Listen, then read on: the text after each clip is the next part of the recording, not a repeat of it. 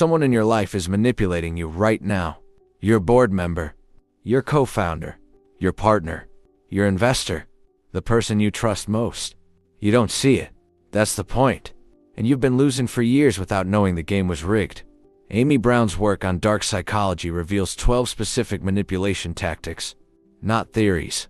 Not academic concepts. Weapons. Weapons that are being used against you. Today. By people who smile at you. By the end of this video, you will understand all 12.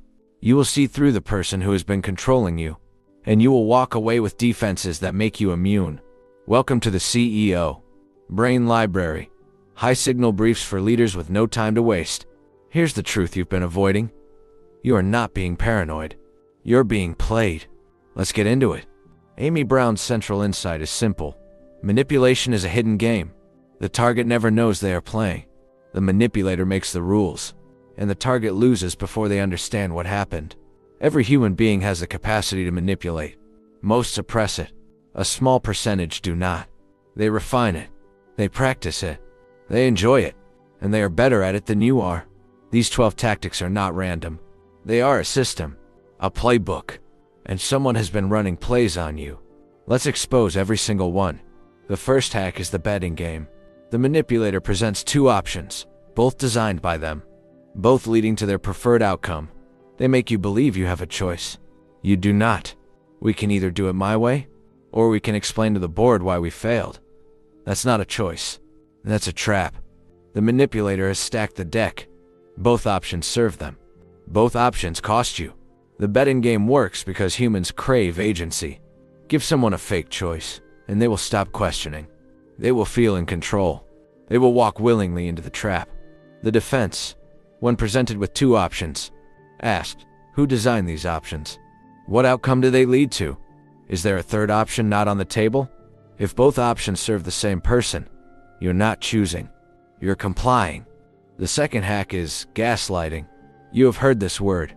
You may not fully understand it.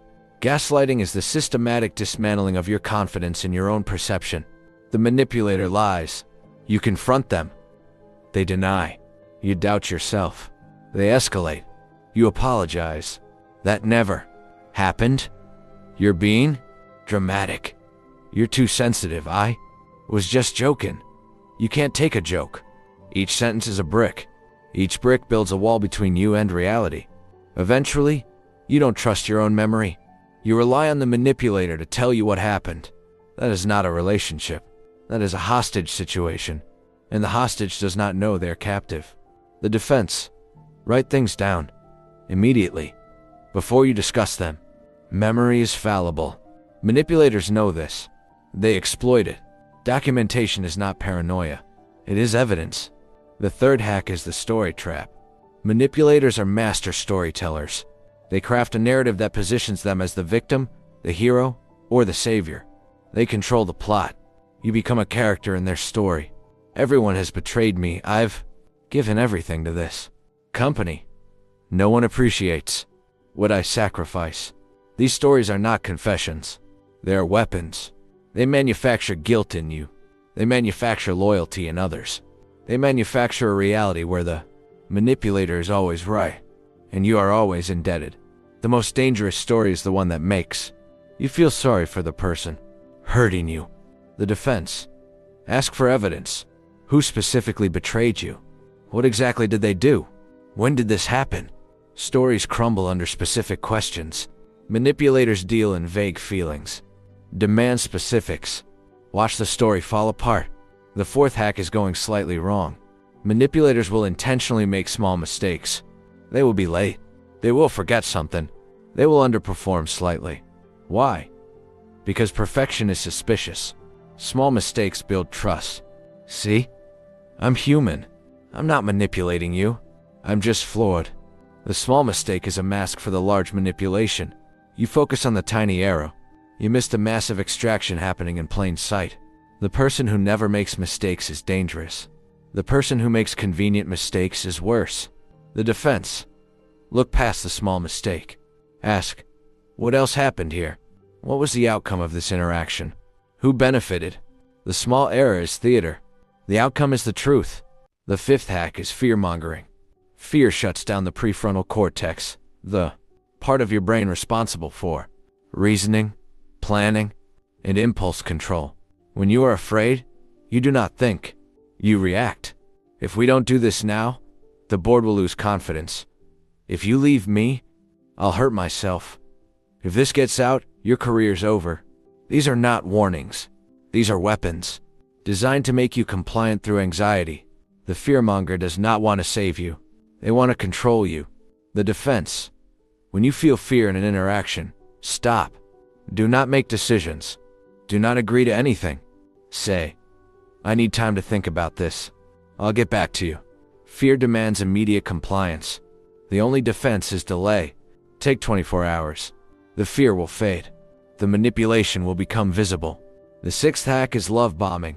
The manipulator overwhelms you with affection, attention, and validation, gifts, compliments, grand gestures, constant contact.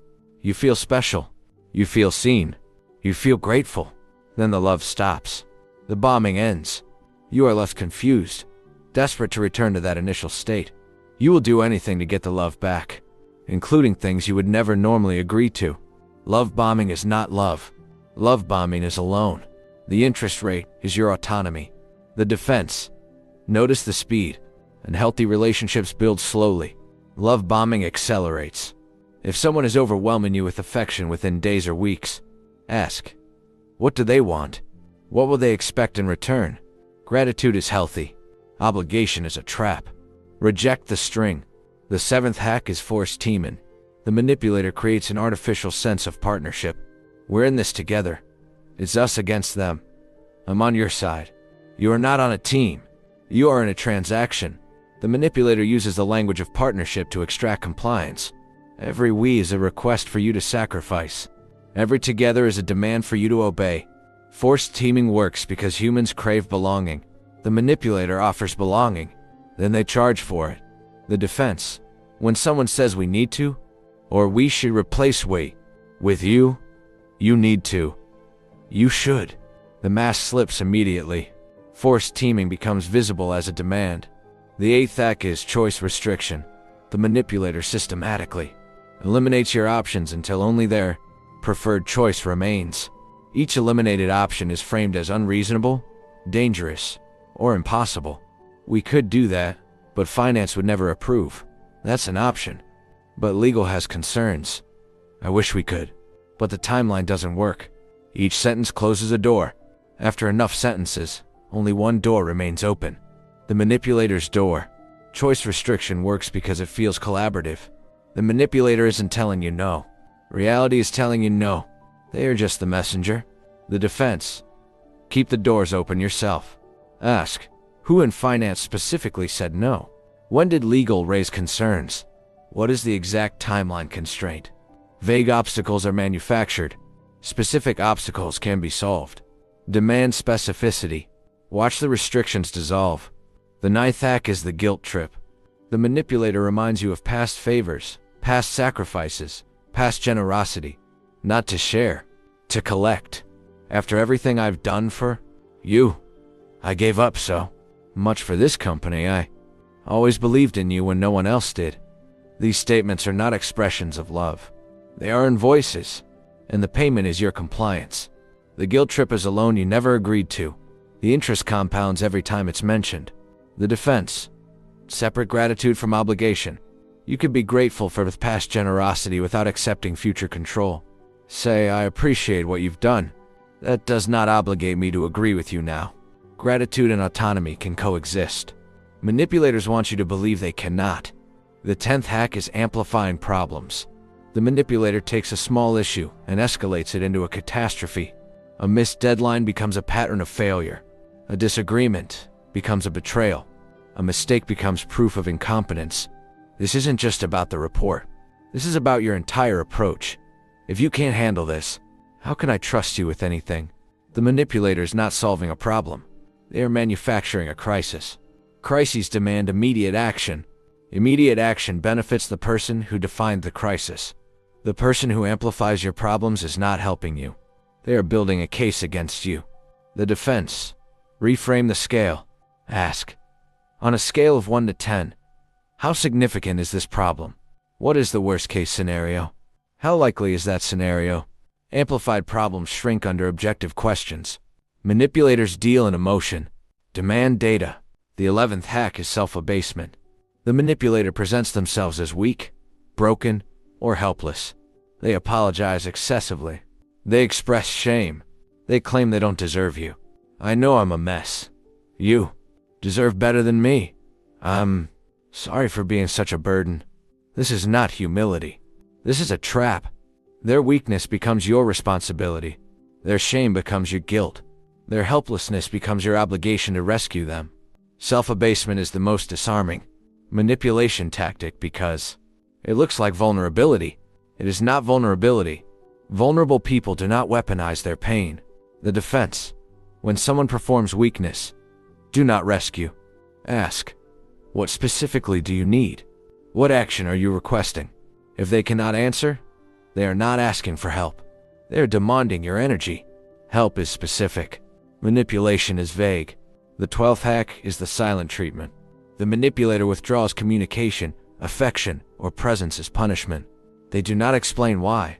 They do not say when it will end. They simply disappear. The silent treatment is not a boundary. Boundaries are communicated. The silent treatment is a weapon. It exploits your fear of abandonment, your need for resolution, your discomfort with uncertainty. The silent treatment works because silence is unbearable. You will do anything to end it, including things you would never normally agree to. The defense: do not chase. Do not apologize for unclear offenses. Do not negotiate with silence. Say, I'm here when you're ready to talk. I will not chase you. Then stop engaging. Silence only has power if you fear it. Remove the fear. The silence becomes meaningless. Let me give you something the book won't, and something you won't do. I audited my relationships after reading Amy Brown's work.